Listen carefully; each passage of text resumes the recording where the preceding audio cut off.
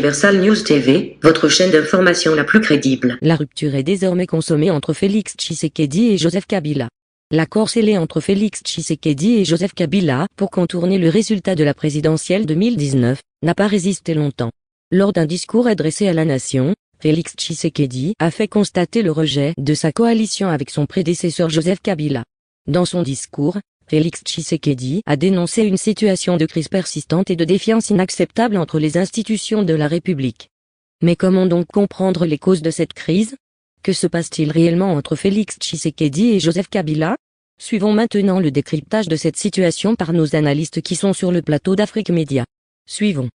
C'est la République démocratique du Congo, justement, la coalition au pouvoir a volé en éclats. Du coup, c'est l'incertitude politique au pays entre le président en exercice et Joseph Kabila, celui-là, justement, qui avait la majorité, ou tout au moins qui a la majorité au Parlement en RDC. Dalvaris Boudjou, bonsoir et bienvenue. Bonsoir Hubert, bonsoir mon ami Katara, bonsoir à nos panélistes que vous avez présentés. Bonsoir aux centaines de millions de téléspectateurs de la chaîne panafricaine Afrique Média. Et merci de m'avoir invité dans cette émission qui fait encore du Congo une actrice ou un protagoniste important de la scène géopolitique africaine. Et ce que nous sommes en train de voir aujourd'hui au Congo, Kinshasa, démontre que il y a des personnes qui sont dans l'ombre, qui sont décidées à ce que cette nation ne soit pas en paix, à ce que ou alors la petite paix qu'on a commencé à avoir au Congo ne puisse pas être pérennisée. Et pour cela, pour moi, c'est... Il y a des personnes qui sont dans l'ombre. Oui, il y a une personne qui sont dans l'ombre. C'est vrai que tout le long de l'émission... Non, on a à l'entrée, mais oui, quand même je précise premièrement, contrairement à mon ami Katala, tout le monde sait qu'il y a eu des accords secrets entre Kabila Kabange et Tshisekedi. Ça, tout le monde le sait. Personne ne peut le nier. Bon, la plupart des gens... Je vais revenir à vous. La plupart des personnes savent... que ça risque d'être la plupart des personnes savent qu'il y a eu des accords. Vous et moi-même sur ce plateau, pendant la campagne électorale, il y a de cela quelque temps, tout le monde était en train de miser sur le dauphin, l'ancien chef du renseignement congolais, qui était censé être le dauphin de Kabila Kabange. Mais Kabila avait organisé, puisqu'en fait, c'est le tournant où certains puissance étrangère l'attendait pour le lyncher. Il a joué la carte, le joker, alors que son joker c'était Tshisekedi. Mais dans les accords, c'était clair. Le FCC a eu la majorité au Parlement pendant que Tshisekedi avait le pouvoir. Tous les accords étaient clairs. Mais maintenant, vous avez bien remarqué, moi je pense de ma part que le président Tshisekedi est en train de prendre un risque. C'est même pourquoi, avant de faire le discours qu'il a pris, il est en train de prendre un risque très dangereux. Allez-y dans ces risques. Oui, et donc c'est décision sérieuse. Oui, c'est pourquoi en fait tout le monde le sait. C'est même pourquoi avant qu'il ne fasse son discours l'autre jour, il a fait une réunion de 4 heures de temps avec les généraux et les hauts gradés de l'armée parce qu'il a peur. Parce qu'il sait que la décision qu'il est en train de... Quelqu'un comme Kabila Kabange, en réalité c'est un régime de continuité de son père. De plusieurs années déjà. Après la chute de Mobutu, c'est Seko. Et ce sont des gars qui ont été en brousse avec des armes pendant longtemps. Et ce sont ces mêmes gars avec qui lui gouverne à Kinshasa pendant longtemps. Certains sont encore aujourd'hui là dans tout l'appareil du renseignement, dans tout l'appareil sécuritaire. Et Kabila, c'est d'abord un militaire. Mettons d'abord ça de côté. Et quand vous voulez prendre ce type de décision, ça veut dire que vous voulez les écarter. Il y a d'autres éléments plus importants encore. C'est pourquoi il fait une réunion de 4 heures de temps avec eux. Parce qu'il sait que tôt ou tard, ça pourra chauffer. Pourquoi ça peut chauffer? Figurez-vous le discours. Il y a un discours qu'il fait. Quand il fait son discours, il était question, vous savez, pendant la grande, la grande guerre froide, entre guillemets, qu'il y a eu entre le pouvoir de Kabila Kabange et les puissances internationales, il y a un certain nombre de sanctions qui avaient été prononcées contre les leaders congolais. Et pendant le discours qu'avait effectué Tshisekedi, il n'a jamais demandé que ces sanctions soient levées. Or, c'était parmi les accords, il fallait que ces sanctions soient au moins demandées. Vous pouvez demander que les gars ne respectent pas, mais au moment où il y a une certaine volonté, il y a eu des pressions importantes. Il y a eu pratiquement un manque de respect envers le peuple congolais. Quand il y a eu des sanctions et l'on a refusé de continuer de délivrer les visas pour certains responsables congolais pour aller notamment en Belgique, et le président Kabila Kabange a pris les dispositions pour fermer la maison de Schengen qui était à Kinshasa. Une des mesures importantes qui a été prises par le président Tshisekedi, c'était de rouvrir la maison de Schengen sans que les sanctions ne soient relevées sur les leaders congolais. Je vais dire, il y a un certain nombre de mesures qui ont été prises, à mon avis, pour défendre les intérêts d'une puissance étrangère, notamment la Belgique. C'est pourquoi la première sortie internationale, notamment en Europe de Tshisekedi, ça a été en Belgique. Et je pense que là-bas, il y a un certain nombre de choses qui ont été faites. Et la finalité de ces choses, c'était de détruire la coalition FCC Cash pour fragiliser Kabila Kabange, mais surtout faire de lui une leçon. Car aujourd'hui, en fait, c'est vrai que Tshisekedi qui est en train de gouverner à Kinshasa, mais dans la réalité, on se rend compte que celui qui s'en sort comme renouvelé, c'est Kabila Kabange. C'est pourquoi il coupe sa barbe, il dit il redevient jeune, puisqu'il a joué un joker que beaucoup d'Occidentaux n'avaient pas vu au virage. Merci. Je rappelle, Monsieur Katala, Stéphane, on va, c'est le débat, hein. Donc je reviens à vous. Vous notez ce qu'il a dit, Président Bandakani, bonsoir. Bonsoir M. Bertundi, bonsoir mes co-panélistes, bonsoir à tous les affiliés face à l'actualité. Je suis heureux d'être là ce soir. Alors, nous sommes en RDC, vous venez de suivre là, et j'ai campé justement le sujet avec cette problématique, c'est-à-dire qu'il y a une coalition avec des accords, je l'ai dit un peu plus à l'introduction, qui ont volé en éclats, et justement, je disais qu'on va dans une incertitude politique. Monsieur Stéphane Katala m'a dit non, d'Alvarez Ngoudjou vient d'évaluer un risque. Alors, pour vous, d'entrée de jeu, qu'est-ce qui se passe en RDC ? Je voudrais commencer par dire que je respecte profondément le prophète. C'est rare qu'on ait des prophètes avec nous durant les émissions. On a un prophète ce soir, je le salue. Et je voudrais rappeler que la prophétie ne marche pas avec le mensonge. La prophétie marche avec la vérité. Et je sais que, comme nous avons un prophète avec nous, on va faire le pari de la vérité. La vérité, c'est que on ne rompt pas ce qui n'existe pas. C'est aussi élémentaire que ça. Le discours du 6 décembre, ce qui dit est clair, il annonce à la nation qu'il rompt la coalition, qu'il rompt l'accord qui le lie à M. Kabila. Ah, qu'il rompt l'accord. C'est l'objet du discours. Donc on ne rompt pas ce qui n'existe pas. Deuxièmement, les consultations qu'a faites M. Tshisekedi avant d'arriver à cette décision sont claires. Tout ce qu'il a reçu, la quintessence de cette consultation, c'était quoi? Rompre la coalition qui te lie au FCC. Deuxièmement, troisièmement, il faut aller reprendre la cérémonie d'investiture de M. Tshisekedi, aller lire son discours d'investiture. Donc on ne nie pas les faits, ce qui existe est clair. M. Tshisekedi n'aurait pas pu être président du Congo sans l'appui du président du régime Kabila. La RDC, c'était impossible. Donc, on connaît les circonstances qui ont prévalu à cette élection. Donc, les choses sont claires. On peut convoquer les différents voyages de M. Tshisekedi à l'étranger depuis qu'il est devenu président. Quand il était à l'intérieur, il tenait notre discours. Quand il était à l'extérieur, il tenait un autre discours. Et cette double tangente-là, cette double dimension de ces discours était basée sur quoi? C'est parce qu'il était lié par les accords, n'est-ce pas, qui ont prévalu à son arrivée au pouvoir. Donc on ne peut pas nier les choses. Si vous signez une coalition, alors soit votre signature a une valeur ou elle n'a pas de valeur. Quand on signe des engagements, on les assume. M. Bertundi. Alors il y a des engagements qui ont été pris, qui ont été signés. Et la preuve, si on dit que vous n'avez aucun accord, pourquoi le gouvernement, pour qu'il y ait un gouvernement en RDC, après l'arrivée au pouvoir de M. Tshisekedi, ça a pris combien de temps, M. Bertundi? Vous vous souvenez? Ça a pris beaucoup de temps. Pourquoi on négociait? Alors quand vous êtes président et que vous n'êtes pas là, vous ne liez pas aucun accord, vous nommez votre gouvernement comme vous voulez. Ce Premier ministre qui est là, il vient d'où? Parlons peu pour que les gens comprennent. Parlons pas les gros discours pour rien. Tout à fait. Peu, pédagogie. Le Premier ministre actuel, là, il vient d'où? Pourquoi il sort du camp Kabila s'il n'y a pas de coalition entre eux, s'il n'y a pas d'accord? Pourquoi il sort de là? C'est pas seulement une affaire de majorité. C'est pas seulement une affaire de majorité à l'Assemblée nationale. C'est parce qu'il y a un accord. Il y a un accord. Il y a un document qui existe. Il y a un accord qui est signé, qui les engage. Maintenant que le président Tshisekedi décide de rompre l'accord, c'est son droit le plus absolu. Maintenant, simplement, comme Davaris a dit, lorsque vous vous engagez à rompre un accord comme celui-là, nous supposons que vous mesurez toutes les conséquences de votre décision. Et nous supposons que vous savez ce que vous faites.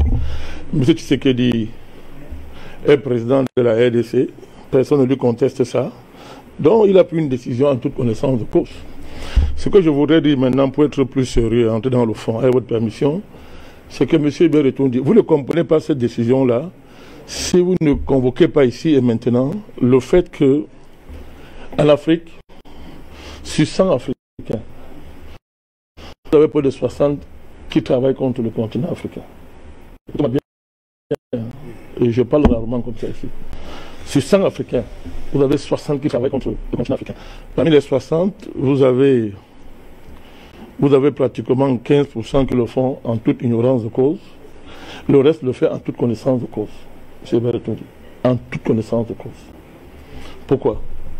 Cette situation-ci, aller à l'indépendance de la RDC, ce qu'on appelle RDC aujourd'hui, indépendance, c'est pratiquement le même schéma, à quelques détails près, qui a opposé Lumumba à Kasavubu, et après qui a débouché sur une crise qui a amené Mobutu au pouvoir, avec les histoires de Tchombe. Si vous allez voir que c'est pratiquement, je dis bien, à quelques détails près, le même schéma. Qui tirait les ficelles derrière? C'était l'impérialisme belge. C'était les Occidentaux qui étaient derrière Tchombe. Est-ce qu'on peut nier ça? Ce sont des faits historiques. C'est le même schéma. Donc ça s'apparente à une malédiction. C'est comme une malédiction qui frappe l'Afrique, qui fait que nous n'arrivons pas, M. Beretondi, certains Africains, malheureusement, il ne faut pas généraliser parce que bon, nous assumons. Vous avez dit 60%? Nous assumons l'héroïsme des grands Africains qui ont fait ce continent, qui l'ont maintenu debout. On est obligé, malgré tout ça, de ne pas généraliser. Donc, comment vous expliquez ça que les mêmes causes produisent les mêmes effets? C'est-à-dire, ce sont les mêmes schémas qui commencent. Et il y a toujours des Africains pour jouer ce jeu. Toujours. Qu'est-ce qu'on veut nous expliquer là sur ce plan? On veut expliquer quoi? Tout le monde sait d'où venait Tshisekedi. Il était d'abord avec ses amis, ses anciens amis d'hier. Ils étaient ensemble. Ils faisaient les réunions tous les jours à Bruxelles, partout. Il les a, quand il allait rejoindre Kabila, ceux-là l'ont taxé de traître. Il faut sortir les vidéos. Ils l'ont taxé de traître. Ils l'ont qualifié de traître. Katumbi et Consort, on dit que mais il les a poignardés sur le dos. Ça a été dit. Ça a été dit. Et pourquoi? Parce que il y a eu des tractations secrètes entre lui et Kabila, entre lui et le camp Kabila. Et il y a eu des tractations qui ont justifié, n'est-ce pas, le fait qu'il quitte l'autre coalition, n'est-ce pas, l'autre coalition, et que, à l'époque, vous avez oublié, c'est à RFI qu'on nous apprenait qu'il n'a même pas de diplôme. Ses anciens alliés à l'époque, avec qui il marchait, ont commencé à l'insulter. Et nous aussi, on a pris sa défense. Il faut l'appeler ça un prophète, nous avons pris sa défense ici à l'époque. Nous avons défendu ce qui est dit ici à l'époque, pour l'intérêt supérieur de son pays. Ses alliés le traitaient de tous les noms d'oiseaux. Tous les noms d'oiseaux. Donc on connaît ce qu'il y a derrière. Ce qu'il y a derrière, c'est dès que cette alternance a eu lieu, les Occidentaux n'ont jamais accepté cette alternance. Jamais. Parce que c'était question de brûler la RDC. C'était la guerre. Tout le monde ici savait à l'époque, mais c'est une guerre. Tout le monde disait que c'était la guerre. Nous, on s'est battu ici. On l'a crié fatigué ici. On a évité la guerre. Tous les Africains. Tu vois, à l'époque, cette alternance, moi j'ai vu les Africains pleurer. Tout le monde pleurait. Les Africains faisaient quelque chose qui a donné l'espoir à tous les fils de ce continent. C'était salué de partout, on était fiers d'être Africains. Il faut rappeler ça. Or, tous ceux qui étaient derrière, les Occidentaux, la France, la Belgique, des histoires, la Senco, tous ces gens-là, tout ce groupe, qui est le vieux groupe qui est la fameuse coalition. Conférence de Berlin, vous vous souvenez, 1984, où ils sont organisés pour gérer le Congo. Et à partir de ce moment, le Congo était le premier pays africain à être indépendant. Les gens ne le savent pas. On appelait ça à l'époque Association internationale du Congo. Indépendant, mais appartenant à Léopold II. C'était un pays indépendant, mais appartenant à Léopold II. C'était la formule qu'on avait créée, n'est-ce pas, pour essayer de trouver un compromis entre Léopold II et son incapacité à gérer un très grand territoire sans attirer les appétits des autres colonialistes occidentaux. Donc ils ont trouvé un point d'accord. On dit que le pays est indépendant, mais Léopold II continue apparemment à être le patron, mais c'était une espèce de société avec des actionnaires coiffés par Léopold II. Donc la RDC, le Congo va être le premier pays africain à être indépendant. Mais une indépendance bizarre, indépendant mais appartenant à Léopold II. C'est ce schéma qui continue jusqu'à aujourd'hui et qui explique les malheurs de ces pays jusqu'à aujourd'hui. Évidemment, dans toutes les étapes de l'histoire, on avait toujours un groupe d'Africains qui servent de chevaux de Troie pour les besoins de la cause de l'impérialisme. Donc, est-ce qu'on peut dans un premier temps comme premier jet? Tout à l'heure, on apportera d'autres éléments plus profonds que ça. Je ne sais pas, je vais rapidement redonner la parole à Stéphane Katala, qui est Oui, Katala, hein, ça c'est votre nom, Stéphane Katala, qui brûle d'impatience. Mais je veux quand même rappeler un ensemble de fondamentaux avant d'aller de l'autre côté du grand zoom. Je veux quand même rappeler un ensemble de fondamentaux. Le président Bandakani vient de terminer là avec une déclaration où il dit clairement que c'est une transition politique, une alternance qui a fait la fierté des Africains. L'on sait que pour organiser les élections, le représentant de l'Union européenne avait été chassé du pays. L'on sait aussi, je rappelle des faits, hein, l'on sait aussi que les instruments électoraux avaient pratiquement été fabriqués, logiciels et autres, par les Congolais et justement qui n'avaient pas... Les machines à voter je parle de logiciels et le processus électoral en lui-même, puisque les éléments n'étaient pas européens. C'est ce que je veux dire, puisque moi j'entre dans les faits. Je dis ça pourquoi? Pour que nous soyons assez clairs. Le président Bandakani vient de dire que Dalvaris Moudjou a dit c'est un risque. Le président Bandakani a dit on ne peut pas rompre ce qui n'existe pas. Qu'est-ce qui pour vous se passe en République démocratique du Congo? Alors, Alain Chungou est journaliste international. Alain Chungou, je viens vers vous pour essayer d'apporter votre lecture, ou tout au moins votre analyse de journaliste à travers les faits et à travers la situation, justement, je veux dire conflictuelle qu'il y a désormais au Congo, c'est-à-dire cette coalition qui vole en éclats et qui va justement donc opposer désormais deux camps. Quelle est votre lecture dans cette situation, Alain Chungou?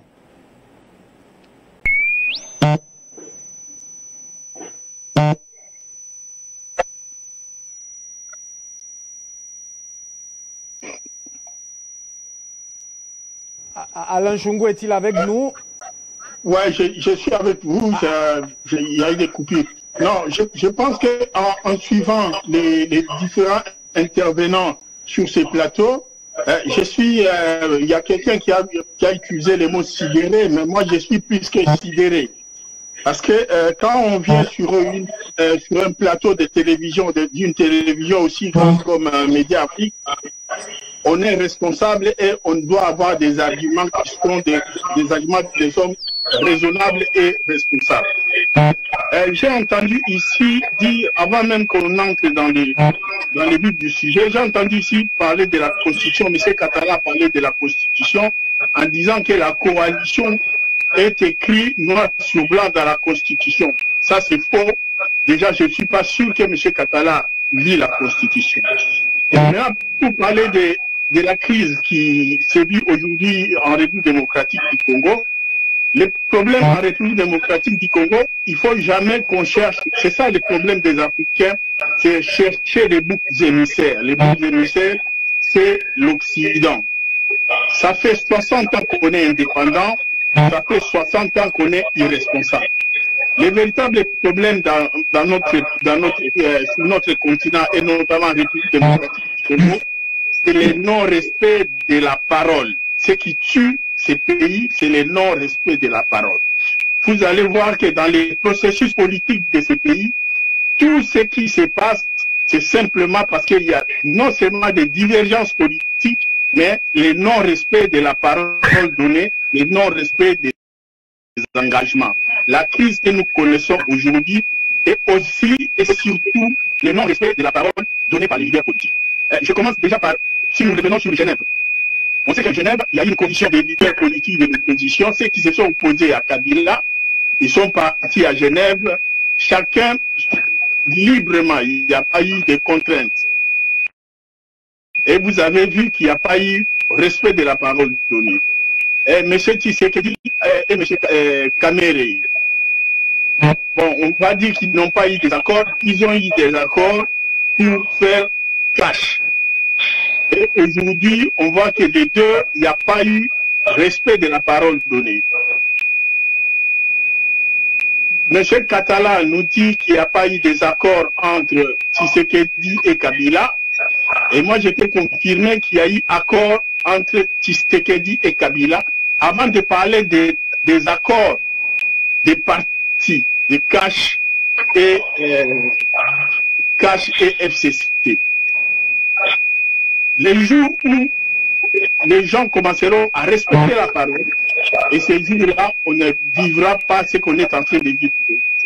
Mais le problème, c'est que les conséquences sont graves. Aujourd'hui, il y a tellement de discours divergents, personne ne sait, tout le monde parle au nom du peuple. Tout le monde. Quand je vous entends sur le plateau, tout le monde parle au nom du peuple, mais personne ne prend de responsabilités, personne ne dit, ne voit ce qui va arriver demain. Parce que la rupture de cette coalition, ça veut dire quoi? Ça veut dire simplement que les gouvernements, c'est le gouvernement qui est responsable devant le Parlement. Ce n'est pas le président de la République qui est responsable devant le Parlement. Ce qui est établi aujourd'hui, avec la rupture de cette coalition, on va vers une cohabitation. Sauf si M. Tshisekedi décide de dissoudre l'Assemblée nationale. Même pour dissoudre l'Assemblée nationale, il y a tout un processus. Ce n'est pas en mobilisant la population, ce n'est pas en faisant descendre les gens dans la rue qu'on dissoudra l'Assemblée. Il y a des institutions, il y a la Constitution qu'on doit respecter. Donc, je suis d'accord avec le deuxième intervenant pour dire que la République démocratique du Congo va droit vers une implosion.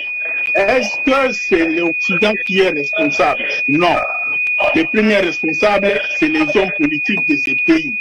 Ce sont ceux-là qui sont les premiers responsables. Monsieur Kagame, que tout le monde est en train d'insulter, Monsieur Kagame, le jour où il a décidé que la situation de son pays, c'est une situation interne, et il a dit que les Occidentaux n'ont rien fait. On a vu que la France a suivi Monsieur Kagame. La République démocratique du Congo, c'est des hommes politiques qui sont encore des enfants. Aujourd'hui, on a vu M. Katumbi aller voir M. Tshisekedi. On a vu M. Bemba aller voir M. Tshisekedi. Ils ne sont pas allés voir M. Tshisekedi parce qu'ils sont d'accord avec lui politiquement. C'est simplement parce qu'ils sont opposés à M. Kabila. Donc, on fait la politique des hommes au lieu de faire la politique de la nation. Comment peut-on comprendre qu'après avoir refusé de respecter sa signature à Genève, que le même qui l'ont traité de traite court aujourd'hui vers M. Tshisekedi pour faire ce qu'ils appellent l'union sacrée. L'union sacrée contre qui et l'union sacrée pourquoi? Donc moi je pense qu'en observateur, je suis assez surpris par le manque de maturité des hommes politiques congolais et surtout par le non-respect de la parole donnée et de non-respect aux engagements. Et c'est ça qui va tuer ces pays. Et tant qu'on aura des hommes politiques qui sont incapables de respecter leurs paroles, ce pays va exploser, si pas aujourd'hui, demain. Merci à vous, Alain Shungu. Et justement, quand je parlais d'incertitude politique, je voyais cette disposition de la possibilité du président Félix Tshisekedi de dissoudre le gouvernement, mais en principe, c'est le Parlement, c'est le Parlement, le gouvernement est responsable devant le Parlement, alors ça va vers des complications en termes juridiques. C'est pour ça que je disais d'entrée de jeu ici qu'il va falloir qu'on aille avec des arguments. Merci pour votre regard. Vous trouvez l'immaturité du peuple, en fait des politiques du continent et justement le fait de ne pas tenir leurs paroles et vous confirmez qu'il y a eu bel et bien accord. Alors Patrick Mundeke, vous êtes justement analyste politique. Et vous observez cette situation. Nous venons de suivre Alain Shungu. Là, on a suivi Luc Michel, on a suivi Stéphane Katala sur ce plateau, justement, où des positions sur l'accord ou le non-accord entre Joseph Kabila et Félix Tshisekedi. Aujourd'hui, on constate quand même qu'il y a dégradation. Et c'est ce qui est très intéressant et qui interroge les Africains. Et que cette dégradation du cliché ou de l'échiquier politique peut entraîner, comme venait de le dire Alain Shungu, à des embrasements. Alors pour vous, quelle est la lecture que vous faites de cette situation? Je ne sais pas si vous m'entendez. Oui, vous êtes à l'antenne, Patrick Mundeke. Oui, je disais que je voulais d'abord corriger parce que l'immaturité politique dont il parle, la classe politique congolaise n'est pas toute immature.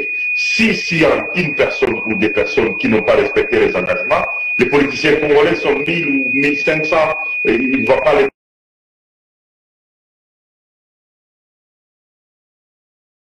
tout un peuple à cause des erreurs d'une ou des personnes. Mais moi, je voulais dire à ce dernier, les deals entre Félix et Kabila. Félix Tshisekedi, vous m'entendez, je crois. Vous êtes à l'antenne, Patrick Mundeke. Rassurez-vous, nous vous suivons très très bien. Ok. Félix Tshisekedi est arrivé au pouvoir, évidemment, sur base de deals entre lui et M. Kabila. Et s'il lit l'ordonnance qui a nommé le Premier ministre, l'ordonnance stipule, le décret présidentiel stipule, c'est sur base de l'accord FCC-CACH qu'on a décidé de nommer le Premier ministre. Je vais le lui trouver après l'émission, si vous me donnez son numéro, je vais le lui envoyer.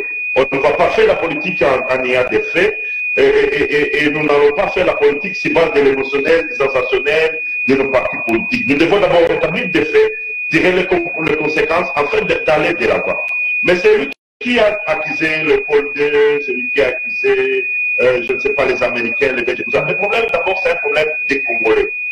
L'accord que nous ne connaissons pas, qui a lié Félix et Kabila, est en train de détourner. Pourquoi? Parce que Kabila, dans leur accord, en laissant la chaise à Félix, il a fait une faute. Le FCC a commis des fautes. La première des fautes, c'est de penser qu'il lui laisse seulement la chaise, mais il faut utiliser sa signature comme ils veulent. Ils vont lui dicter qu'il va nommer, ils vont lui refuser qu'il va nommer. Vous vous souvenez quand il a nommé les gens à la SNCC. Le FCC l'a bloqué pendant toute une année avant de notifier ces gens. Vous vous souvenez de l'histoire des juges ici? Le président de la République arrive au Parlement, le FCC décide d'humilier le président de l'Assemblée nationale, le président du Sénat, tous les bureaux des FCC, tous les bureaux de l'Assemblée nationale, tous les bureaux du Sénat sont absents et demandent à tous les députés du FCC de ne pas venir. Tous les ministres du FCC ne viennent pas. Et à ce moment-là, le poids politique du président de la République était remis en cause. Et c'était une question de survie. Pour vivre, Félix Tshisekedi devait se tourner vers la population congolaise. Parce que quand il est parti faire le deal avec Kabila, les Congolais n'étaient pas d'accord avec lui. Et il savait que tous les Congolais ont voté. C'était un vote contre Kabila et son système. Mais Félix Tshisekedi est devenu comme un garant, comme le gage du système de Kabila. Et à un moment donné, c'était intenable. Le développement était bloqué. La démocratie n'avançait pas. Le Premier ministre pouvait bloquer le président de la République. La présidente de l'Assemblée nationale pouvait mettre en garde le président de la République devant la télévision, devant les Congolais. C'était l'institution, même président de la République, le prestige institutionnel, qui a été en train d'être menacé. Et comme un acteur politique, Félix Tshisekedi devait prendre des dispositions. Mais en attendant le président Moïse Katumbi, le président Jean-Pierre Bemba, les gens réfléchis de la coalition Lamouka, ils étaient en train d'écouter la population congolaise. Nous, c'était quoi la démarche? La démarche, c'était d'abord réaliser le rêve des Congolais. En allant aux élections en 2018, les Congolais ont voté d'abord contre Kabila. Avant de voter pour qui que ce soit, ils ont d'abord décidé de voter contre Kabila. Et tout le temps que Kabila a été maintenu dans les circuits politiques, c'était l'échec des gens à qui les Congolais avaient confiance. Et parmi ces gens, il y a évidemment Moïse Katumbi, il y a évidemment Jean-Pierre Bemba. Et c'est à ce moment-là, quand Tshisekedi a compris que non seulement Kabila l'a minoré dans la population congolaise, mais aussi Kabila continue à l'humilier. Kabila et ces gens ne les considèrent vraiment pas comme président de la République. Il s'est retourné vers la population. Et en se retournant vers la population, Moïse Katumbi, Jean-Pierre Bemba et tous les gens qui ont répondu positif aux consultations n'avaient pas d'autre choix que de venir. Aujourd'hui, s'il y a un sondage en République démocratique du Congo, la démarche actuelle qui est en train de se passer, bien sûr, avec malheureusement beaucoup de brutalité au niveau de l'Assemblée nationale et des institutions de la République, est salutaire pour la population congolaise. Le rêve de tous les Congolais, c'est de voir un jour Kabila répondre des atrocités, de la pauvreté, des guerres qu'il a inventées et des morts qu'il a causées dans notre pays. Et à ce moment-là, les Congolais auront un sentiment d'avoir gagné une bataille. C'est vrai, le combat est terrible. Le combat voudra que les gens respectent les signatures. Le combat voudra que les pays soient engagés sur le chemin de la pacification. que le pays ait des infrastructures, que la démocratie règne. Mais au moment où nous sommes ici maintenant, nous ne pouvons pas avoir tout ça avec la frontière. Nous savons tous qu'il y a un adage français qui dit on n'est pas avec les gens qui ont payé tout ce qui est contre Kabila, tout ce qui sont contre Kabila, tout ce qui est contre Kabila arrange les Congolais. Et l'adhésion à la démarche de Félix Tshisekedi actuelle, elle est populaire. Aujourd'hui, la police ou la population congolaise était en train de chasser les députés d'ICC au Parlement. Ce n'était même pas leurs collègues députés. Et pour ça, vous n'allez pas tenir rigueur aux Congolais. C'est 20 ans de peine, c'est 20 ans de guerre, c'est 20 ans de calvaire. En attendant Kabila et sa famille, ça enrichisse la République, il laisse le pays aller dans tous les sens. C'est lui qui a parlé de Vandélique Michel. Ce n'est pas Félix Tshisekedi qui a mené les Rwandais au Congo. Félix Tshisekedi n'a jamais nommé Bosco Ntaganda général d'armée. Félix Tshisekedi n'a jamais nommé James Kabarebe chef d'état-major général. Félix Tshisekedi a trouvé un système. Mais pour les déboulonnés, il fallait une méthode, il fallait un choix, il fallait faire des choses. Mais tout ça, c'est l'héritage de Kabila, père et fils. Comment vous voulez être amnésique par rapport à des faits qui sont récents? Mais tous les généraux qui sont dans l'armée, tous les généraux rwandais ou d'origine rwandophone qui sont dans l'armée congolaise, ce n'est pas Félix Tshisekedi qui les a nommés. C'est Kabila qui les a laissés là-bas. Et nous sommes dans ça. Mais aussi, combien de temps continuerons nous, Congolais, à accuser les autres? Et évidemment, ce sont des gens comme Luc Michel qui continuent à distraire la population congolaise en nous faisant miroiter que nos malheurs viennent d'ailleurs, alors que c'est venu d'abord les départs, les nez de tout ce que nous subissons aujourd'hui. C'est un deal qui a été fait contre la volonté de la population congolaise. Et c'est ce deal-là que Félix est obligé de démanteler aujourd'hui pour ne serait-ce que retrouver le prestige d'État que Kabila était en train de le priver et de l'humilier. Et vous avez vu tout ça. Et comme politicien, moi aussi à la place de Félix, je ferais la même chose. Qu'est-ce que vous lui reprochez?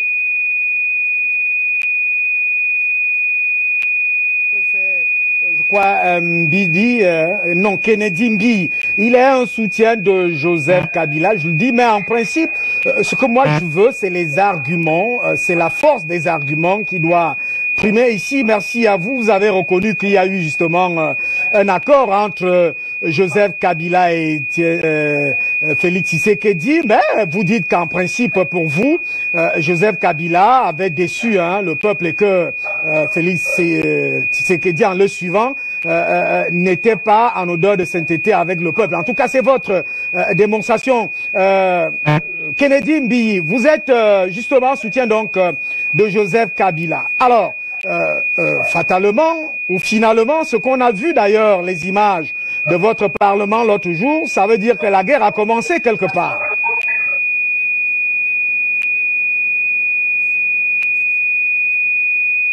Est-ce que vous pouvez activer votre micro, s'il vous plaît?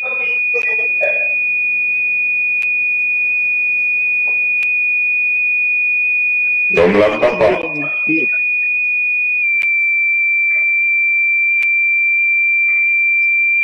Alors, Monsieur Kennedy Mbi, est-ce que vous pouvez activer votre micro pour être parfaitement à l'antenne?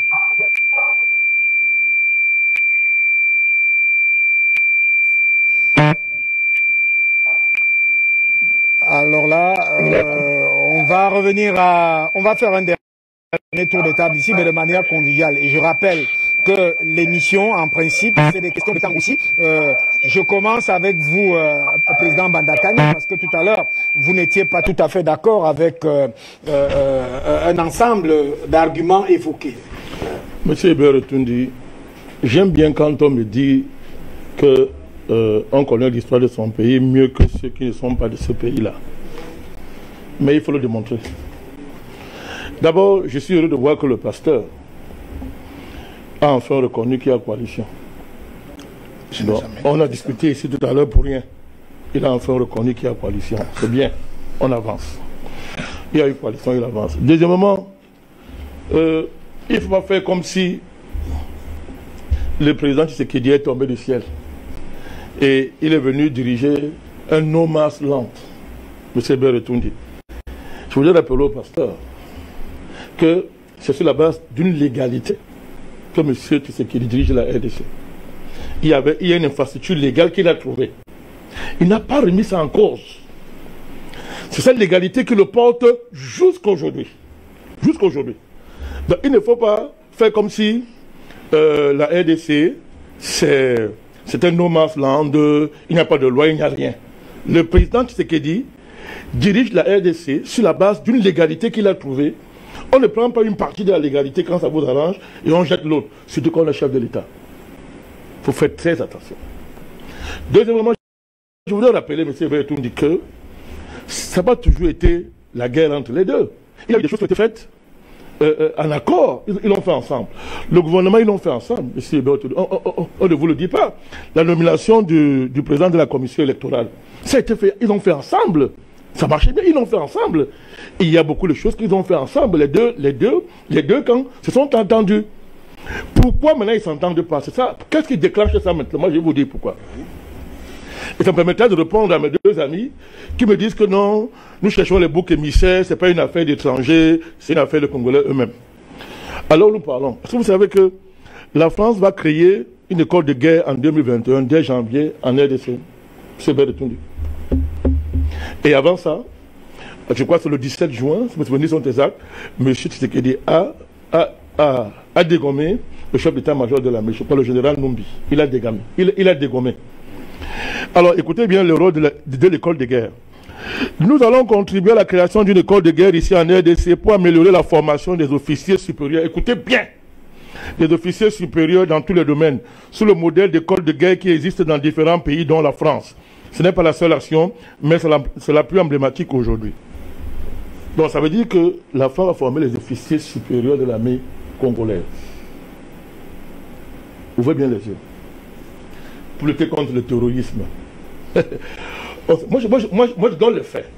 Nous savons que chaque fois qu'on a dit qu'on luttait contre le terrorisme, il s'agissait d'aller prendre un pays, d'aller arracher un pays à ceux à qui le pays appartient. Vous voyez donc que M. Tshisekedi, il sort d'une visite en France, il a été reçu par M. Macron, il y a quelques mois, de France, et c'est l'accord là qu'ils ont signé. M. Bertouni. Vous avez là, ce qui s'est passé au Rwanda et ailleurs, une couverture pour, comment on dit ça, reprendre en main l'armée en écartant le statut qu'a laissé M. Kabila, président. Vous croyez qu'ils vont laisser faire? Moi je donne le faire. Alors, quand on me dit, M. Bertouni, que c'est les Congolais qui sont responsables de leur sort, ok, jouons le jeu. Ça veut dire que depuis 60 ans, écoutez bien, hein, quand les gens parlent, il faut qu'ils s'entendent parler. Ça veut dire que depuis 60 ans, tous les Congolais sont tellement idiots que ce qu'ils savent faire, c'est de mettre le pays dans la guerre. Non, je joue votre jeu. Parce que lui, votre frère a dit que... Vous devez retirer cette parole-là. Je vous en prie, Stéphane Katala. Je vous en prie, au regard des téléspectateurs sur la place du Monde, si vous trouvez l'émission, vous serez obligé de vous mettre dehors. Je vous en prie. Même si vous je vous en prie. Vous, il ne vous a pas insulté, vous ne le suivez justement pas. Monsieur Mbandakani, continuez votre analyse. Bon. Si vous ne le suivez pas, je serai obligé à la limite, et je vous l'ai déjà dit. Je vous écoute. Voilà, je prendrai ce temps à témoin, mais je vais l'aider à me suivre. Ça peut arriver qu'il soit distrait. Vous avez dit vous jouez leur jeu, c'est-à-dire que vous ne les insultez pas. Tout le monde entier suit. Un pasteur écoute avant de bavarder. Je dis ceci. Tes compatriotes ont dit que le problème de ton pays, ce n'est pas l'étranger. Et que ce sont les boucs émissaires, et que l'étranger, l'Occident, c'est boucs émissaires. Alors je dis ceci. Si ce qu'ils disent est vrai, ça veut donc dire que depuis 60 ans, la RDC est habitée et dirigée par des idiots. Je parle français. Ce n'est pas une injure. On appelle ça une conséquence logique des propos de tes compatriotes. Parce qu'il est en train de dire que ce n'est pas l'Occident qui vous dérange, que c'est vous les Congolais. Alors moi je dis 60 ans, depuis 1960. Ça fait combien d'années passées? Donc, la situation de guerre qu'il y a dans votre pays, cette incapacité à gérer votre pays, à vous prendre en charge, ça veut dire donc que vous êtes des salauds. Oh, moi je refuse ça, c'est pas vrai. Votre pays a eu un homme au moins que toute l'Afrique respecte, qui s'appelle Lumumba. C'est une référence pour toute l'Afrique. Même dans le monde entier, il y a une université à Moscou qui s'appelle l'université Patrice Lumumba. Et pourquoi ce monsieur est mort? À cause du fait que votre pays ne vous appartient pas. Et quand vous venez me dire sur un plateau que l'affaire de votre pays, ce n'est pas une affaire d'étranger, je vous suspecte pourquoi. Tout à l'heure, vous avez dit vous-même, pasteur Kalala, vous avez dit que vous dénoncez l'occupation du Rwanda. Mais vous me faites rire. Mais qui est derrière le Rwanda? Est-ce que l'occupation de la RDC commence avec le Rwanda? Je vous dis que Léopold II, la conférence de 1884, ça avait pour ordre de jour votre pays. Vous voulez nier ça? L'ordre du jour de la conférence de Berlin, c'était le Congo. C'était ça qui était l'ordre du jour. Et tous ces pays européens étaient assis pour se partager votre pays. Et depuis qu'ils l'ont fait, les conséquences de ce partage vous poursuivent jusqu'à aujourd'hui, M. Bertondi. Et je donne encore d'autres faits. En 1960, après quand on tue Lumumba, qui arme Tchombe? Même ça, manier les faits historiques. Qui arme Tchombe? La rébellion de l'association katangaise. Qui est derrière? Ce ne sont pas les Belges, chevaux de Troie de tous les Occidentaux, M. Bertondi. Lorsque qui renverse M. Mobutu? Qui le renverse? Derrière Kabila, il y a qui? Il y a les Rwandais. Et qui a entraîné les Rwandais? Qui les a armés? Bill Richardson, ambassadeur des États-Unis en RDC à l'époque, allait voir Mobutu. Il lui a dit, je te donne 48 heures. Si tu n'es pas le pouvoir, ton corps sera traîné. Ton cadavre sera traîné à Kinshasa. Allez lire les documents, le livre écrit par l'ancien directeur de cabinet de M. Mobutu, Honoré Banza. Ce livre, parmi tant d'autres, raffole de faits qui démontrent comment est-ce que votre pays n'est même pas un comptoir, c'est pire qu'un comptoir, c'est un sous-comptoir, M. Bertondi. Je donne des faits. Alors nous parlons qu'actuel, les dents de Lumumba sont entre les mains, je crois, d'un officier américain, qui dans le documentaire a dit ici devant tout le monde que j'ai encore ces dents chez moi. Il garde ça comme un trophée de guerre. Les dents du héros national congolais. Après l'avoir brûlé, coupé par la découpé, brûlé dans l'acide et l'avoir découpé. Les dents de M. Lumumba sont entre les mains d'un officier américain blanc. Le documentaire existe, on le voit, il le dit. Quand Mobutu Père tombe, M. Bertondi, que fait la MONUSCO jusqu'aujourd'hui en RDC? Comme on me dit que les problèmes de la RDC, ce sont les Congolais qui sont responsables. La réunion de l'Assemblée nationale qui a débouché sur les troupes, l'ordre du jour c'était quoi? C'était le départ de la MONUSCO, M. Bertondi. Il faut le rappeler. Leur mandat finit, je crois, le 20 décembre.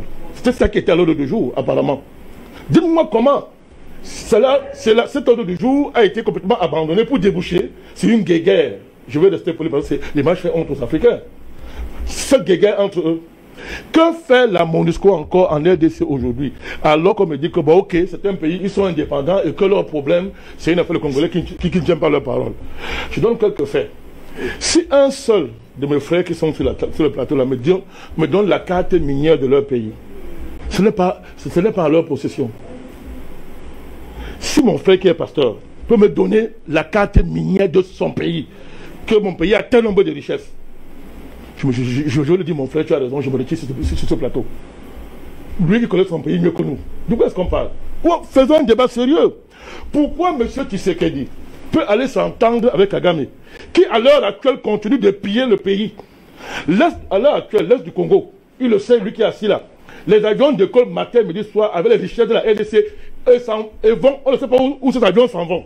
Pourquoi le président de son pays peut aller s'entendre avec Kagame et n'est pas en mesure de s'entendre avec son frère Kabila, qui est congolais comme lui, M. Bertondi? Comme c'est une affaire, le Congolais. Dis-moi pourquoi M. Tshisekedi ne peut pas aller s'entendre avec Kagame, qui, il le sait, est quelqu'un qui jusqu'aujourd'hui dit que l'Est de la RDC doit lui revenir. Il le sait.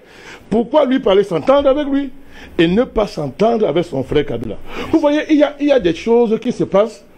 Et quand on regarde, les Africains veulent faire prendre leurs frères pour des idiots. Tout le monde sait ce qu'il y a derrière. Ce pays est peut-être le pays le plus riche du monde. Son président l'a dit. C'est ce qu'il a dit le jour où il faisait son discours d'investiture. Que la RDC est le pays le plus riche du monde. C'est bien le tout dit. Nous savons que, à cause de cela, on a arraché ce pays aux Congolais depuis très longtemps et que dans la pure tradition occidentale, on organise l'affrontement des nègres entre eux qui s'entretuent et vont jusqu'à venir dire que non, c'est une affaire que nous regarde. Ne parlons pas des blancs, ça nous regarde entre nous. Ils s'entretuent, chacun connaît et on voit. C'est ce qu'il y a derrière M. Bertondi. Merci. Il est gênant, je termine. Oui, rapidement, oui. Il est gênant, M. Bertondi, que nous nous retrouvions entre nous en train de faire de tels débats. Je suis très mal à l'aise dans ce débat. Parce que je suis en train de discuter avec mes frères d'une réalité qu'on veut enlever sur la table. En faisant croire que c'est une affaire où Tshisekedi s'engueule avec Kabila, Kabila ne s'entend pas avec Jean-Pierre Bemba, Bemba ne s'entend pas avec Katumbi. Non, M. Bertondi. Un tel débat ici, je suis désolé. Je suis très mal à l'aise. Merci. Mais par merci. respect pour vous,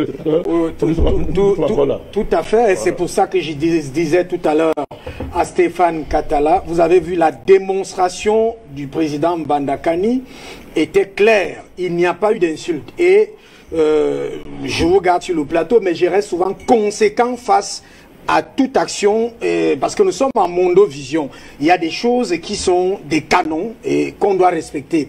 Au cours de l'émission, on se respecte.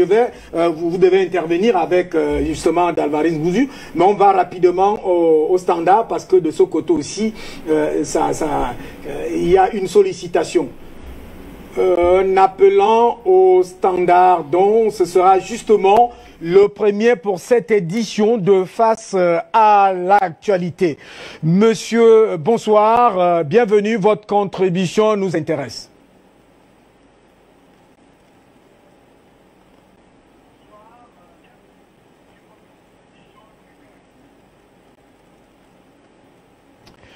Est-ce que nous sommes avec l'appelant? Ah, d'accord.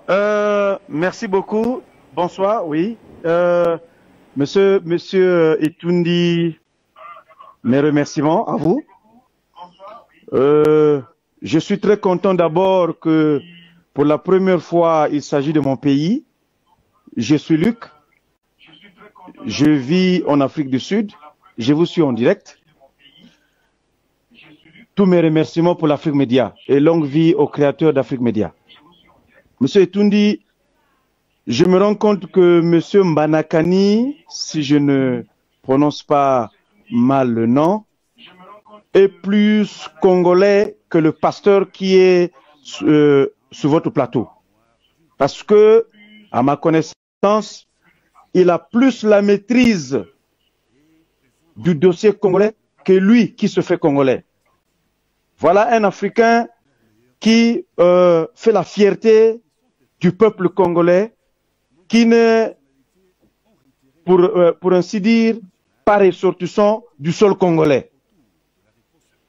C'est lui qui a le pays qui a détruit l'espoir de la République démocratique du Congo. Ce sont les États-Unis d'Amérique et la Belgique. C'est la CIA qui élimine notre Premier ministre Patrice Emery Lumumba. Le pasteur est ignorant. Ce sont les Occidentaux et les Américains qui amènent la contradiction entre le colonel Mobutu et le Premier ministre Patrice Emery Lumumba dans les années 60.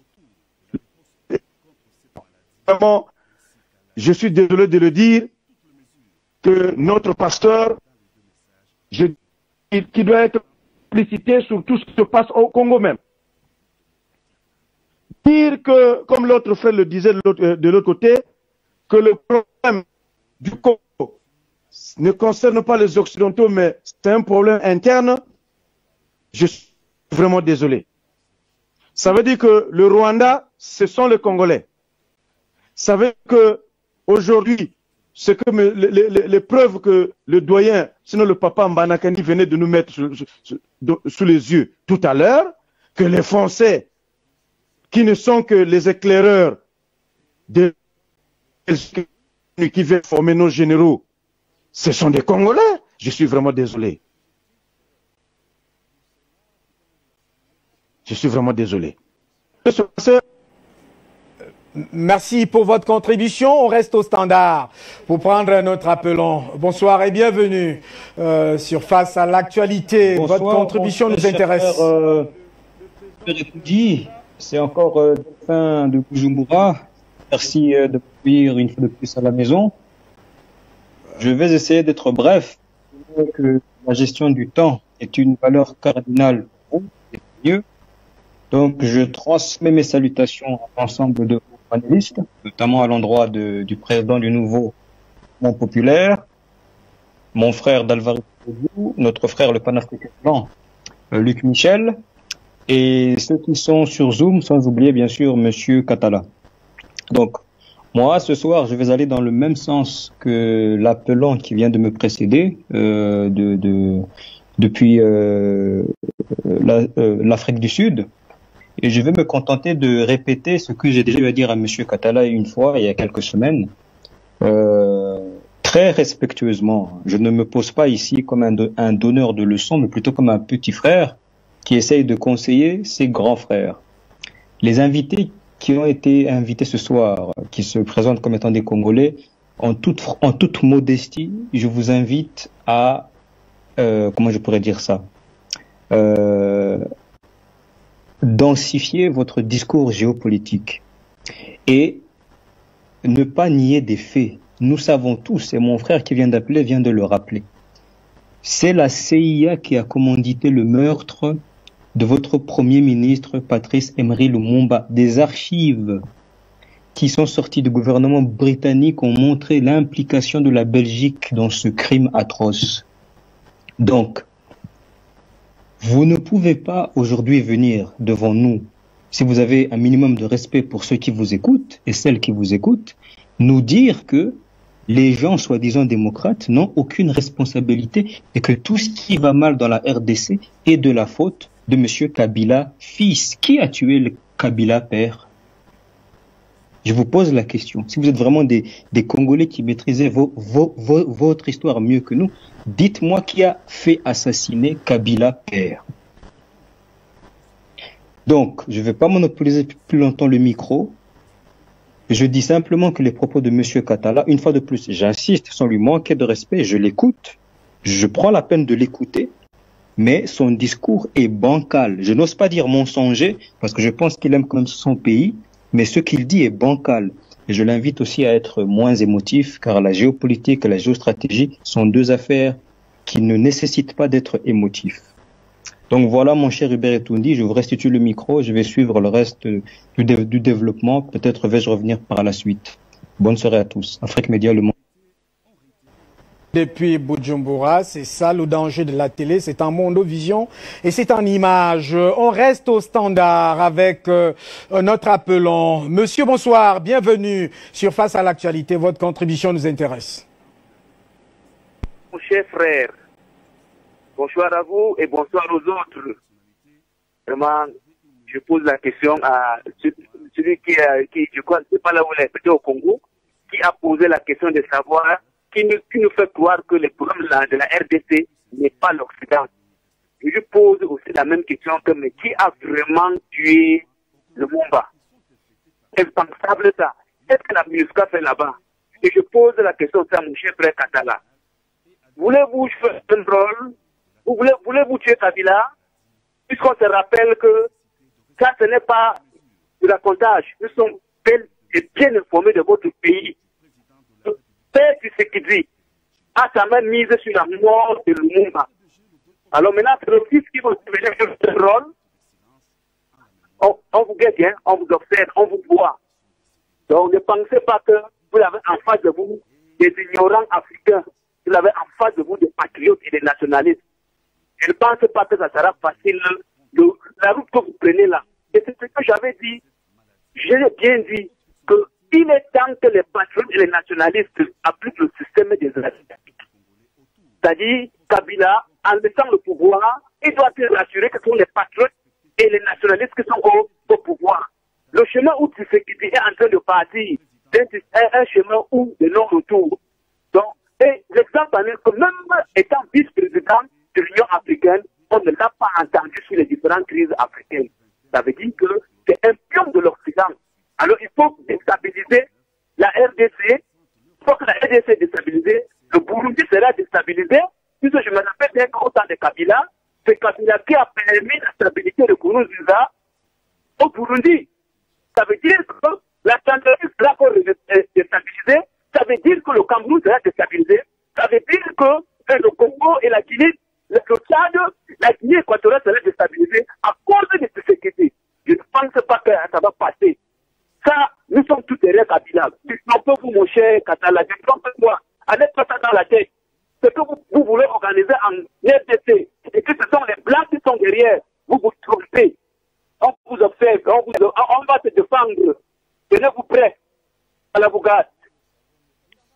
On reste au standard. Beaucoup d'appelants. On va peut-être prendre tous ceux qui se pointent là.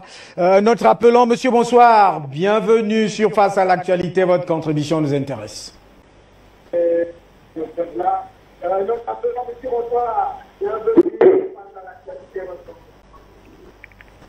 Ouais, bonsoir. Bonsoir, Ibn Tudi. Bonsoir, Ibn Tudi. J'ai salué le président d'Arakani. J'ai salué Qatar, Stéphane Katara, pasteur. J'ai salué tous ceux qui sont en Zoom. Mon frère de Bouboura qui vient l'appeler, le jeu politicien. Je salue tous pour la guerre juste à la coupe. Je reviens également sur le sujet. Ibn Tudi, c'est pasteur soit depuis le Ghana. Je voulais simplement dire et rappeler aux Congolais qu'ils fassent très attention de ne pas tomber dans le jeu de ces Occidentaux qui ont un plan depuis lors de ne pas déstabiliser le Congo. C'est pourquoi, en 1960 ans, Patrice Lumumba disait comme ça, qu'un jour, l'histoire dira son mot. Mais ce ne sera pas l'histoire qu'on enseigne à Bruxelles, à Washington, à Paris ou aux Nations Unies. Mais ce sera l'histoire que les Congolais ou les Africains eux-mêmes, c'est-à-dire, vont construire. Et c'est cette histoire qui sera enseignée aux Congolais et aux petits-enfants. Et les petits-enfants vont savoir.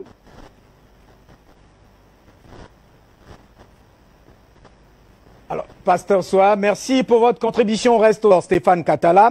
Je l'ai dit tout à l'heure, et vous avez suivi les téléspectateurs. Nous sommes en Mondo Vision, on vous regarde, on vous écoute. Il n'y a pas d'émotion, il n'y a pas de passion ici.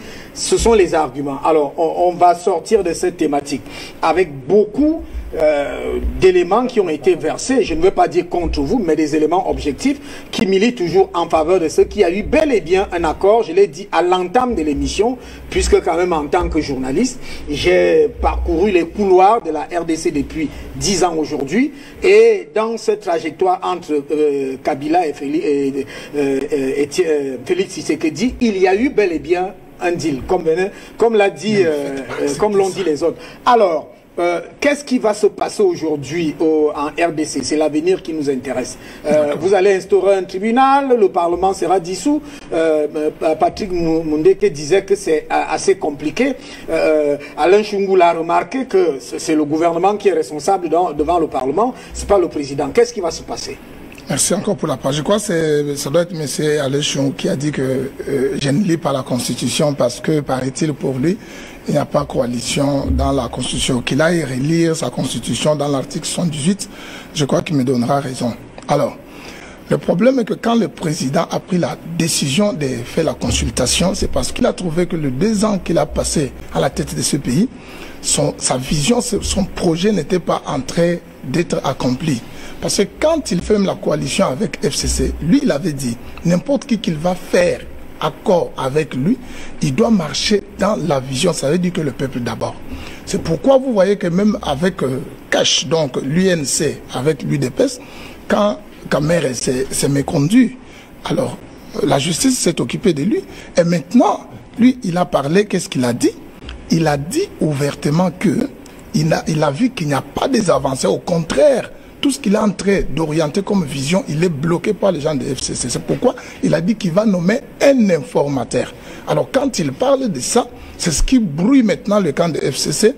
Et hormis cela, bon, il n'a même pas encore nommé, mais il a parlé, il a dit que mais s'il arrive qu'en nommant l'informateur, si la majorité ne lui donne pas la facilité d'accomplir son projet, c'est qu'il sera dans l'obligation de dissoudre l'Assemblée nationale.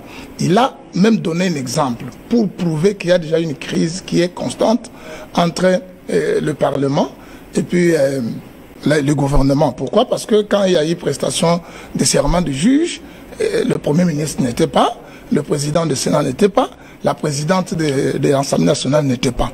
Donc, alors c'est pourquoi donc il y a eu tous ces troubles-là dans l'Assemblée nationale hier et puis aujourd'hui. Pourquoi? Parce que dans l'Assemblée nationale, il y a même aussi des députés de FCC.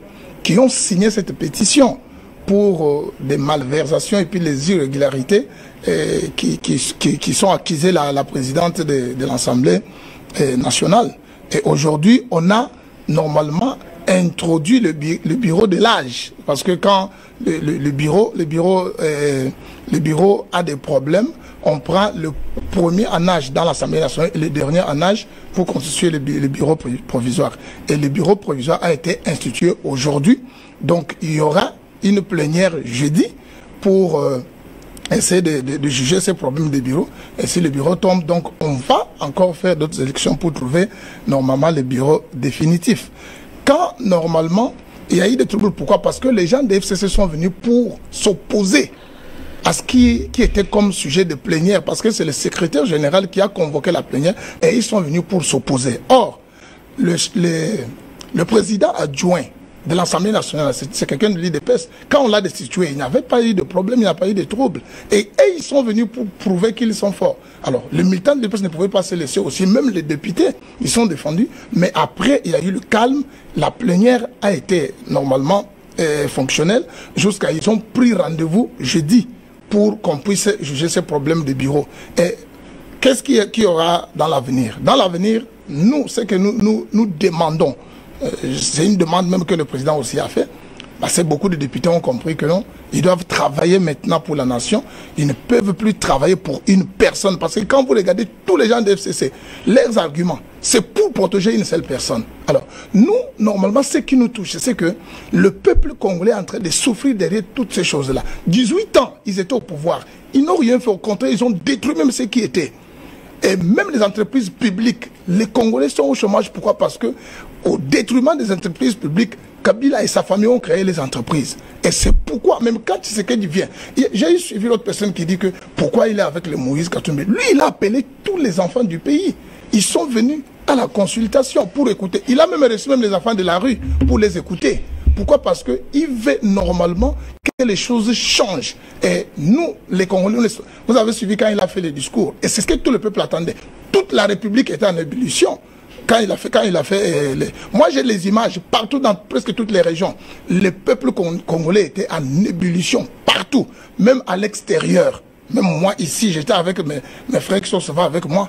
On était en joie. Pourquoi? Parce que ce que nous attendions tous, c'était le divorce de l'FCC cash pour que le pays puisse aller de l'avant. Quel est le sort que vous allez réserver à Joseph Kabila et aux siens?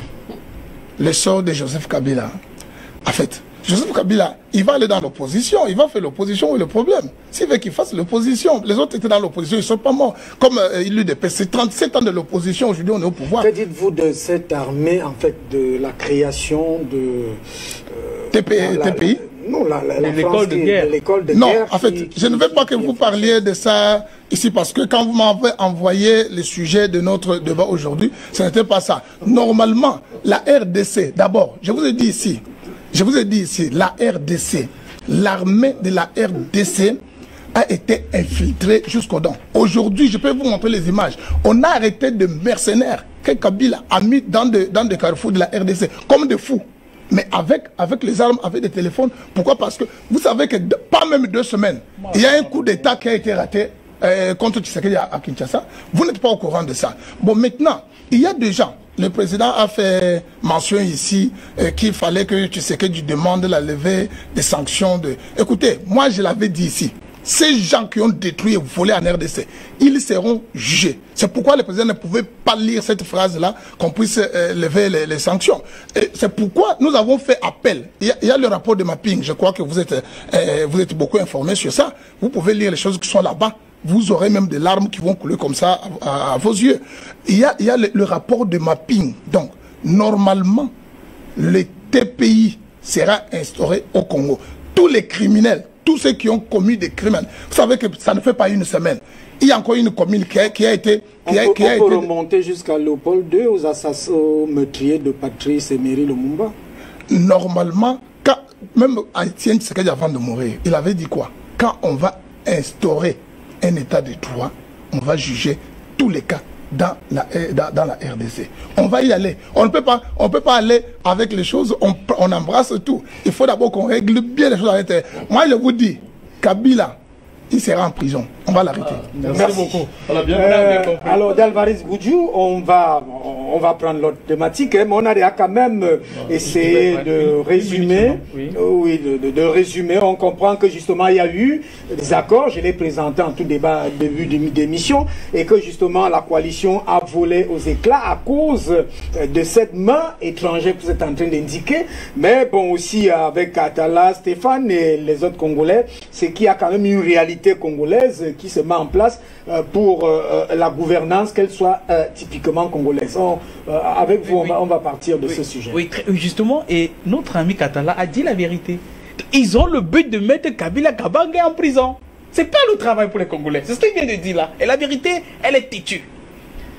Vous ne pouvez pas, avant que Kabila ne quitte du pouvoir, les bases qui étaient là, tout ce qui était d'occidental, du côté militaire, il a tout fait pour mettre cela dehors. Vous venez en seulement 2 ans, vous partez en France signer avec Emmanuel Macron de venir créer une école disant que vous voulez former les soldats congolais. Alors que vous organisez l'infiltration. Quand on parle d'officier supérieur, c'est le haut commandement. Ça veut dire c'est organiser l'infiltration totalement et de détruire tout ce qui est déjà fait depuis des années. Et surtout mettre les éléments qui vont être favorables. Moi, ça me fait beaucoup sourire. Que pendant que durant des années, nous allons aborder la seconde thématique, c'est-à-dire le Burundi. Le Burundi a tout fait pour sortir de la Cour pénale internationale. Nous avons vu les effets néfastes de ces tribunaux internationaux sur le continent africain. Mais très curieusement, les premiers actes qu'il est en train de prendre, c'est de dire qu'il va mettre un tribunal pénal international. C'est pour juger qui, à votre avis? C'est pour juger ceux qui étaient là avant. C'est pour juger, c'est pratiquement une chasse aux sorciers qu'on est en train de faire. Mais dans un pays comme la RDC, si vous commencez une chasse aux sorciers, ce n'est pas une chasse qui va finir. Ce n'est pas une guerre qui va finir. Car ce sont des gens qui sont là depuis des décennies. Vous allez juger qui? Laisser qui? Et au profit de qui? Cela, moi, ça me surprend beaucoup. Cela me fait me sourire que sur un plateau de télévision, on dit qu'il y a une pétition contre une présidente au Parlement. Et puis quoi?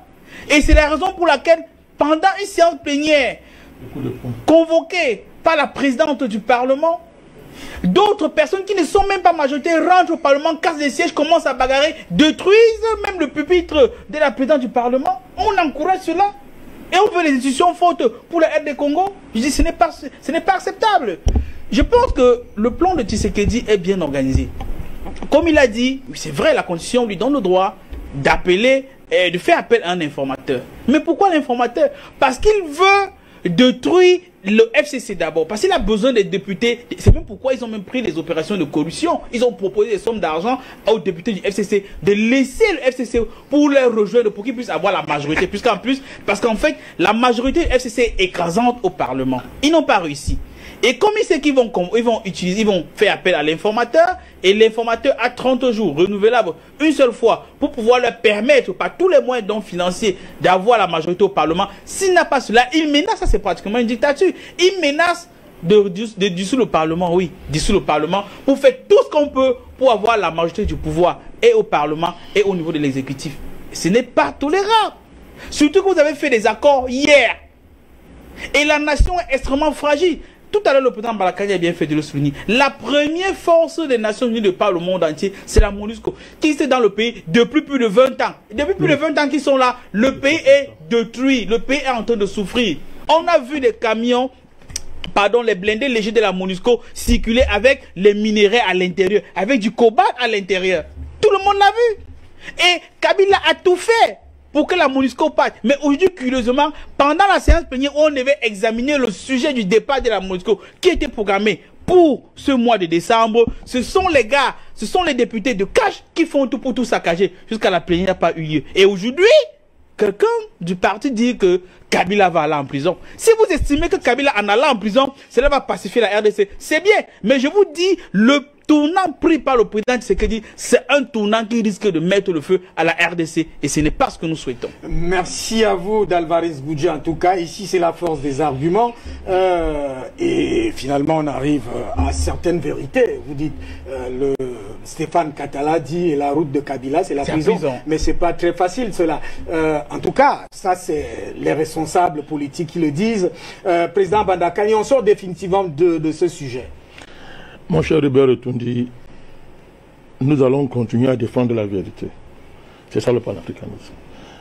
La vérité, c'est que les problèmes domestiques de la RDC, c'est-à-dire les querelles domestiques que le pasteur Katala soulève, que notre compatriotes, nos frères de la RDC qui sont en Zoom ont soulevé, ces problèmes domestiques sont la conséquence directe du fait que le Congo n'appartient pas au peuple congolais.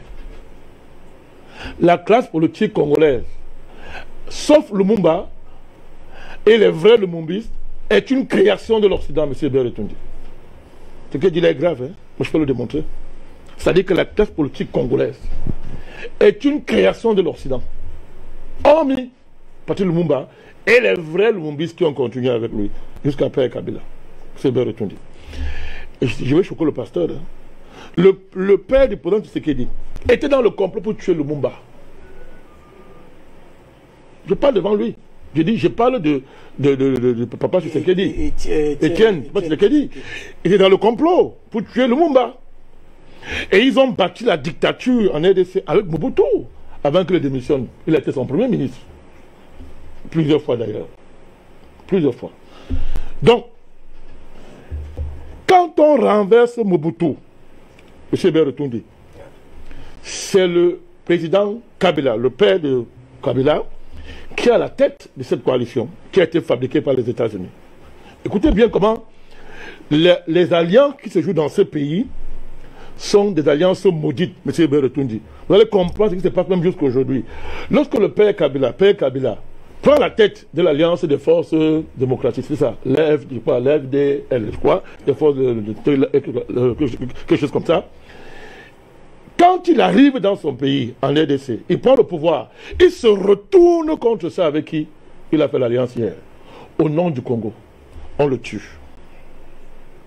On le tue. Les Kagame disent qu'ils vont le lui faire payer cher. Or, le père Kabila, tout le monde connaît, c'était un patriote. Il a dit, je préfère mourir pour mon pays, pour qu'on le libère. Il a fait venir les Zimbabwéens, les Angolais, pour bouter hors de la RDC, les Rwandais, qui sont allés prendre en otage l'est du pays pour continuer à faire ce qu'ils sont en train de faire aujourd'hui. Donc, depuis la naissance de ce pays jusqu'à aujourd'hui, mon cher pasteur, votre pays ne vous appartient pas. Vous n'aidez pas votre pays en faisant l'impasse sur la même mise étrangère pour vous entretuer entre vous. Ça ne va régler aucun problème. Depuis Tchombe, en passant par Mobutu, en passant par Kabila père, en passant par Kabila fils, en passant par Étienne Tshisekedi, le père, que je respecte, dont je fais la mémoire, en passant par son fils, tant que vous continuez à faire ce jeu, ce pays ne va pas décoller. Or, l'enjeu congolais, Berretundi, ce n'est pas seulement une affaire des Congolais, le pasteur qui est assis là. Tout le sort de l'Afrique dépend de votre pays. Nous, on ne va pas vous laisser faire. Nous sommes aussi Congolais, mon frère. Parce que le sort de l'Afrique dépend des Grands Lacs. Et quand on parle des Grands Lacs, on parle de la RDC. Toute la géopolitique mondiale, Berretundi ne termine pas là, je veux le dire. Toute la géopolitique mondiale. C'est juste pour vous lancer, pour vous amener les propos d'Eden Kodjo, un secrétaire général de l'UA, qui disait que les 2 barrages construits dans ce pays peuvent donner la lumière à tout le continent africain, oui, et même dans le monde.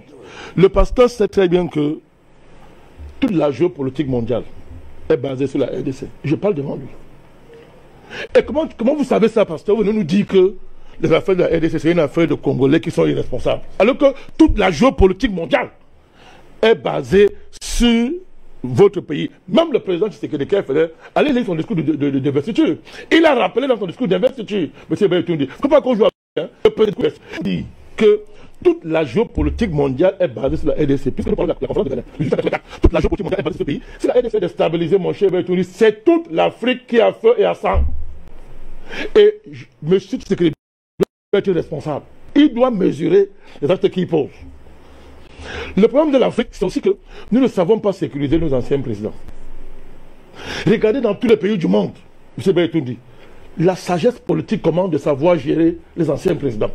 Si un ancien président ne peut pas partir du pouvoir en faisant confiance à celui qui le remplace, l'Afrique va où? On ne s'en sortira jamais. M. Berretundi, quelqu'un qui a fait 18 ans à la tête de votre pays, vous ne pouvez pas vous asseoir, vous dites que, comme il dit, il doit aller en prison. C'est bien, s'il a fait des crimes, il faut qu'il est en prison. Mais comme vous l'avez bien rappelé, il n'est pas le seul qui a fait des crimes. Vous expliquez que si on veut juger les crimes en RDC, on va regarder la tombe du papa Tshisekedi. On peut regarder ça. Les Belges là, il faudrait arrêter tous les Belges là. Il faudrait arrêter les Français. Les partisans de la coalition Lamouka dirigée par Martin Fayoulou ont refusé de s'exprimer sur cette rupture entre Tshisekedi et Kabila. Par ailleurs, ils ont qualifié le discours de Félix Tshisekedi de spectacle offert par deux voleurs qui se disputent le bien volé. Ici, Christine Muriel, pour Universal News TV. Merci de suivre Universal News TV sur YouTube. Nous vous rassurons que les informations que nous diffusons au quotidien sont suffisamment crédibles. Alors, n'hésitez pas à liker la vidéo si elle vous plaît, et si vous êtes nouveau sur la chaîne. N'oubliez pas de vous abonner et d'activer la cloche de notification pour ne pas rater nos prochaines vidéos.